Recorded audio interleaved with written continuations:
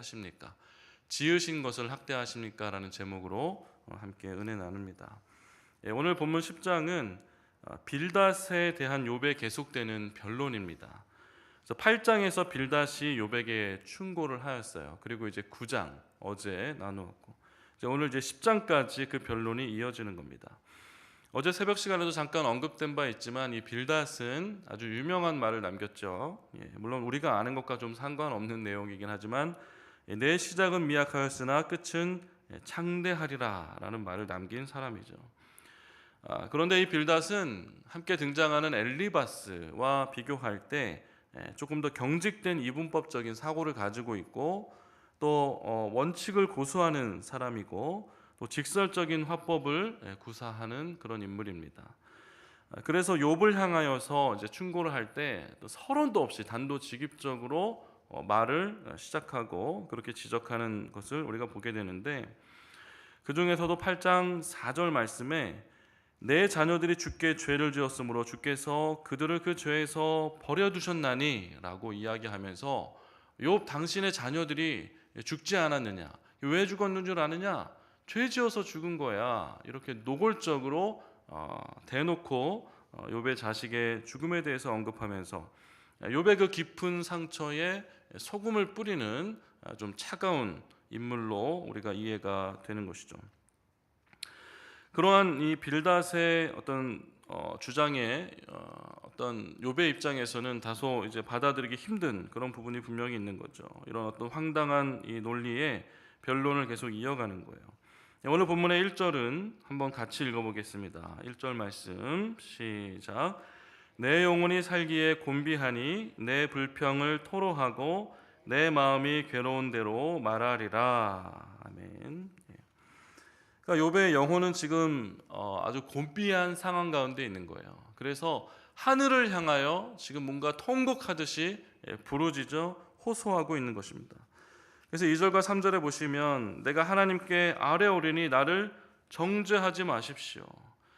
이제 나를 정죄하지 마시고 꾸짖지 마시고 나에게 좀 은혜를 베푸시고 하나님이 나에게 귀를 주셔서 내 말을 좀 들어주십시오. 하나님, 그 이야기를 하는 거예요. 하나님, 도대체 이 무슨 까닭입니까? 저를 지으셨으면서 왜 이제 와서 저를 학대하십니까? 그렇죠? 뭐 애완견도 아니고, 애완견들은 뭐 보니까 예뻐가지고 이렇게 들였다가 너무 키우기 힘드니까 또 갖다 버리는 사람들도 있잖아요. 그러니까 좋아할 땐 언제고 나를 지을 땐 언제고 이제 와서 나를 학대하십니까? 이렇게 묻는 거죠. 그러면서 이제 3절 마지막 부분에 보면은 하나님은 악인의 꾀에 빛을 비추시기를 선히 여기십니까? 오히려 악인에게는 그들의 악함에는 오히려 빛을 비추시는 하나님, 이게 어찌 된 것입니까? 4절에 도대체 눈이 있으면 좀 보십시오 라는 거예요. 눈이 있으면 좀 보십시오. 뭘 보란 얘기예요? 5절부터 7절까지 보시면 강력하게 이제 피력하는 내용이 나옵니다. 5절, 주의 날이 어찌 사람의 날과 같으며 주의 해가 어찌 인생의 해와 같기로. 그렇죠? 하나님의 날과 해는 사람의 날과 해와는 다르다는 거예요. 하나님은 다른 차원의 삶을 우리와 살고 계시지 않습니까? 6절 7절, 나의 허물을 찾으시며 나의 죄를 들추어내시나이까. 주께서는 내가 악하지 않은 줄을 아시나이다. 이렇게 이제 욥은 자신의 어떤 정결함, 거룩함, 하나님 앞에서의 어떤 떳떳함에 대해서 욥은 이야기합니다. 근데 충분히 그럴 수 있습니다. 이것은 욥기 2장 3절에서도 볼 수 있는 것처럼 사단이 세상을 돌아다니다가 이제 하나님과 천사들 앞에 왔을 때 하나님께서 사단에게 묻지 않습니까? 무엇을 묻냐면 다른 것도 아니고 내 종 욥을 주의하여 보았느냐, 아주 유의 깊게 보았느냐라고 하는 거예요. 그러면서 하나님께서 덧붙이시는 말이 그와 같이 온전하고 정직하여 하나님을 경외하며 악에서 떠난 자가 세상에 없느니라 라고 이야기한 거예요. 그러니까 악에서 떠난 자가 세상에 없다고 누가 이야기했냐면 바로 하나님이 이야기하셨어요. 그러니까 오늘 말씀에 지금 욥이 주께서는 내가 악하지 않은 줄 아시나이다 라고 말하고 있는 욥의 주장은 정말 타당한 주장이라고 볼 수 있겠죠. 욥은 참으로 하나님을 경외하고 하나님만 섬기며 살았던 사람이에요. 8절에서 12절까지 보시면 창조주 하나님에 대한 구체적인 설명을 보여줍니다. 창조주 하나님에 대한 모습은 반대로 피조물, 우리 인간에 대한 모습을 설명하고 있다고 또 이해할 수도 있죠. 어떤 창조의 과정을 쭉 설명하고 있어요. 8절에는 주의 손으로 나를 빚으시며 또 나를 만드셨다. 그렇죠? 주의 손으로 이제 빚기 시작하는 거예요. 어떻게 빚기 시작하냐면 9절에 보니까 내 몸을 지으시기를 흙을 뭉치듯이 이렇게 뭉친 거예요. 흙을 뭉치듯이 손으로. 그러면서 10절에 보니까 나를 젖과 같이 쏟으셨으며 엉긴 젖처럼 엉기게 하였습니다. 뭔가 이 수태의 과정을 이야기하는 겁니다. 수태의 과정. 이것이 어떤 히브리적인 비유 방법이래요. 히브리인들은 수태의 과정들을 이렇게 엉긴 젖으로 비유를 했다는 거예요. 그러면서 이게 수태가 되고 나서 무슨 일이 일어납니까? 이제 초음파, 아이를 임신하고 이렇게 초음파 이렇게 검사를 아마 많이 해보셨을 텐데, 초음파 검사해 보면 어때요? 처음에 임신하고 나서 가면은 정말 저게 뭐 아기가 맞나 싶을 정도로 이 콩알만한, 좀 요렇게 콩알만한 게 그게 아기래요. 그게 뭐가 아기예요? 그게 콩알이지. 근데 시간이 좀 지나면 거기에서 어떻게 해요? 11절에 보시는 것처럼 피부와 살을 내게 입히시고 또 뼈와 힘줄로 나를 엮으시는 그런 과정을 이야기하는 거죠. 그리고 나서 12절에 생명, 이제 태어난 겁니다. 생명과 은혜를 내게 주시고 어떻게 해요? 계속 자라는 모든 시간들, 욥이 지금까지 이르는 그 모든 과정들 가운데 나를 보살피심으로 내 영을 지키셨나이다. 하나님 그렇게 나를 만드시고 모태에서부터 나를 이끄셔서 지금까지 생명 주시고 은혜 주셔서 이르게 하지 않으셨습니까? 하나님은 창조 주시고 나는 피조물입니다. 그런데 이제 와서 하나님 나를 멸하시려 하시고 나를 흩으려 하시고 다시 티끌로 돌려보내려고 하시는 것입니까? 라고 묻는 거예요. 13절에서 17절까지 욥은 다시 강하게 항변합니다.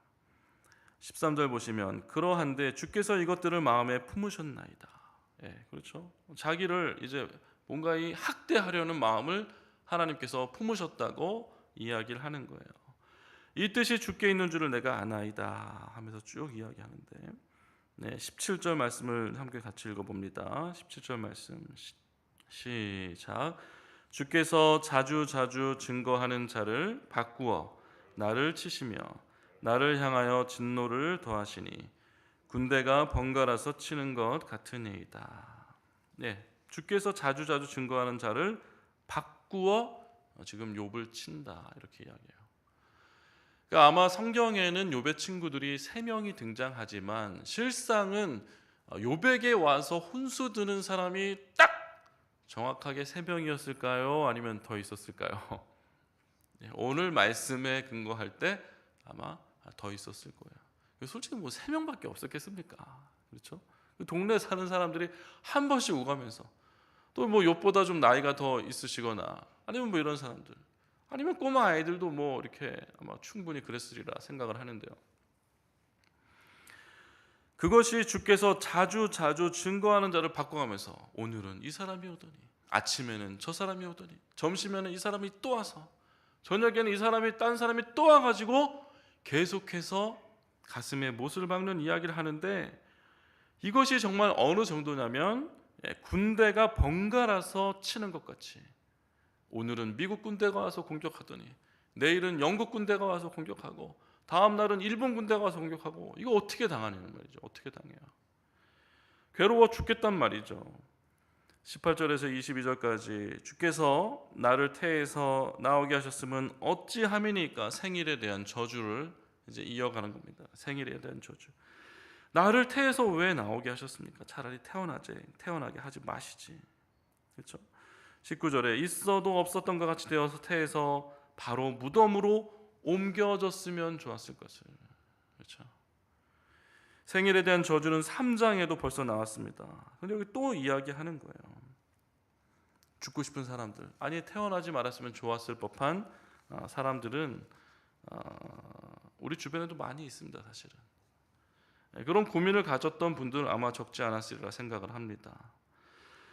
그러면서 20절에서 22절까지 보시면 그냥 좀 내버려 두십시오. 저는 20절 말씀이 마음에 와닿더라고요. 내 날은 적지 아니하니까. 그러니까 하나님 제발 저에게 관심 끊으시고 관심 끊으시고 그냥 내버려 두세요. 나 하나님 관심 안 받아도 되니까 그냥 관심 끊으시고 나를 버려 두십시오. 차라리 나를 버려 두사 잠시나마 평안하게 해 주십시오. 이런 말을 하는 거예요. 참 욥의 인생은 안타깝습니다. 우리도 욥처럼 의로운 모습으로 살고 싶고 또 선하고 거룩한 모습으로 살아가기를 소망하죠. 하지만 욥기에서 이야기하는 것처럼 인과응보, 하나님은 항상 인과응보의 논리대로 일하시는 분은 아니죠. 그래서 욥이 대단한 죄를 지어서 지금 견딜 수도 없는 그 고통 가운데 있는 것이 아닌 것처럼 우리가 아무리 선하게 살아간들 우리는 항상 선한 결과만을 얻으며 살 수 있는 것은 아니에요. 예수님께서도 죄가 없으셨고 또 죄를 짓지 않으셨지만 예수님의 끝은 십자가의 큰 고난과 죽음이었다는 것이죠. 그러니까 오히려 생각해 보면 세상은 이 선하고 거룩한 것을 오히려 가만두지 않는 것 같아요. 오히려 가만두고 싶어 하지 않는 것 같아요.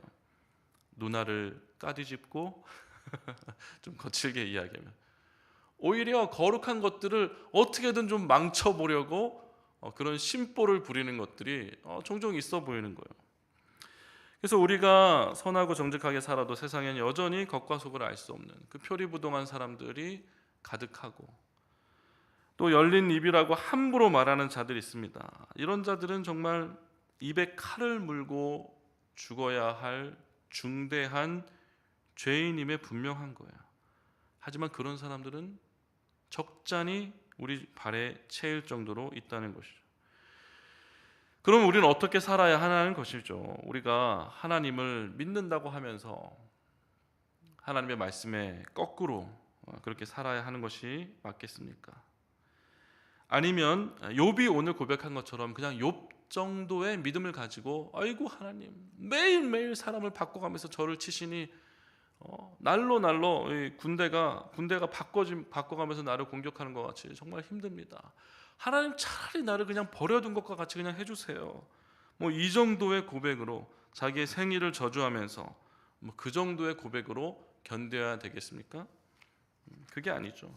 우리는 사실은 욥보다 좀 나은 자들이에요. 그렇죠? 욥은 구약 성경도 없었고 신약 성경도 없었고 욥은 예수님도 몰라요. 이 세상의 끝이 어떻게 되는지 계시록도 없어요. 하지만 우리에겐 구약 성경이 있고 신약 성경도 있고 하나님이 어떻게 천지를 창조하시고 어떻게 우리를 만드시고 이 세상의 끝이 어디로 어떻게 흘러갈지 그 마지막까지 사실은 다 알고 있는 거예요. 어떻게 보면 우리가 욥보다 하나님을 아는 지식이 더 많아요. 그러니까 욥의 정도의 그 신앙에 머물러 있어서도 안 되는 거죠. 어찌 보면. 그럼 어떻게 살아야 되냐는 거예요. 사도 요한도 이제 예수님의 제자들 중에 마지막까지 살아남으면서 마지막 때를 이제 기록했던 사람이 있죠. 요한일서 4장 6절에 보면 이런 말이 나옵니다. 우리는 하나님께 속하였으니 하나님을 아는 자는 우리의 말을 듣고 하나님께 속하지 아니한 자는 우리의 말을 듣지 아니하니 진리의 영과 미혹의 영을 이로써 아느니라.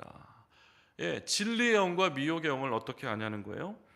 진리의 영은 하나님을 알고 하나님의 말을 이해한다는 거예요.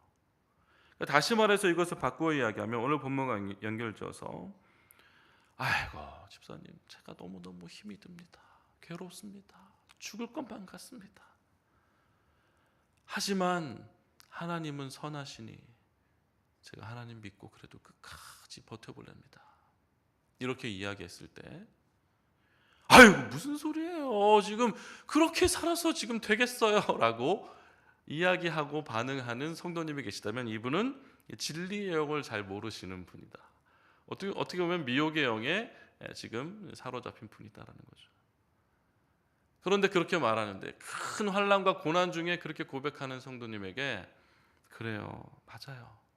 하나님이 우리를 버리시겠습니까? 하나님이 성도님 미워하시겠습니까? 그렇지 않아요.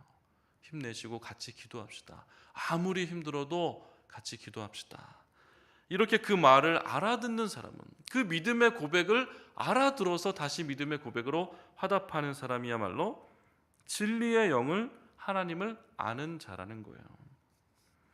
그래서 우리도 그렇게 살아가야 할 줄 믿습니다.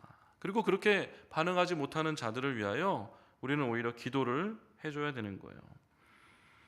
제가 어렸을 때, 제가 이제 삼형제인데 집에 이제 아들이 많으니까 저희 어머니가 저를 낳으셨을 때 이런 말씀을 하시더라고요. 한참 지나고 나서 제가 초등학교 때 이런 말씀을 하셨어요. 낳고 보니까 또 아들이고, 낳고 보니까 너무 못생겼더래요. 그냥 입이 이렇게 크고 찢어져가지고 얼굴은 새카매가지고, 그냥 제가 지금은 그 정도 못생긴 건 아니잖아요. 근데 낳고 보니까 너무 그냥 이 자식이 너무 못생겨가지고 정이 하나도 안 가더랍니다.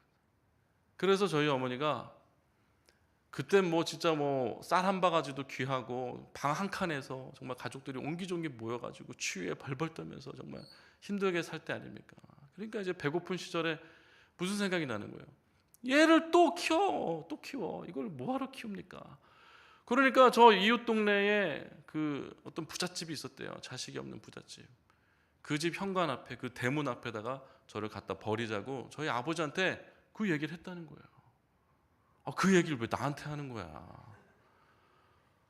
그래가지고 그 얘기를 듣고 나니까 기분이 어땠을 것 같아요? 그날 밤 제가 잠을 잘 잤겠습니까? 네? 잠 잘 잤습니다. 왜냐면은 그 믿음이 있는 거예요. 아이고, 설마 우리 엄마가 나를 갖다 버렸겠어? 말이야 저렇게 하지만